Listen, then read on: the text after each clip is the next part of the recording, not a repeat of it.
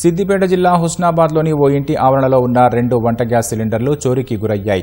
అర్ధరాత్రి వేళ గుర్తు తెలియని వ్యక్తులు 2 సిలిండర్లను ఎత్తుకెళ్లినట్లు ఇంటి యజమాని తెలిపారు.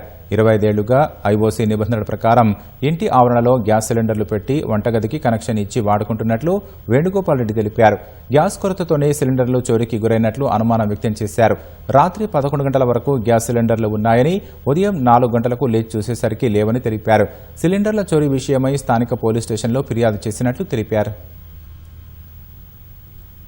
గ్యాస్ నిబంధన ప్రకారము బహిరంగ ప్రదేశంలో పెట్టుకొని ఇంట్లో యూజ్ చేసుకోవాలని ఐఓసీ ఒక రూల్ రెగ్యులేషన్ ఉండడం వల్ల మేము తీసుకున్నటువంటి 2 సిలిండర్లు కూడా దాదాపు 25 సంవత్సరాల నుండి ఇంటి ముందటనే పెట్టి మేమైతే వినియోగించుకుంటున్నాం. ఎందుకంటే అగ్ని ప్రమాదాలే కానీ ఇప్పుడు ఎందుకంటే ఐఓసీ కానీ ప్రభుత్వం కానీ ఏం చెప్తుందంటే బహిరంగంగా ఉంటే ఇంటికి ప్రమాదం జరిగాయి, మేము మనుషుల్లో కూడా ప్రమాదం జరిగాయని చెప్పడం ద్వారా మేము బహిరంగ ప్రదేశంలో పెడుతున్నాం. కానీ 25 సంవత్సరాల నుండి బహిరంగంగా పెట్టిన పోనీ సిలిండర్లు నిన్న రాత్రి 11 గంటల వరకు మేము టీవీ చూసి పడుకున్నాం.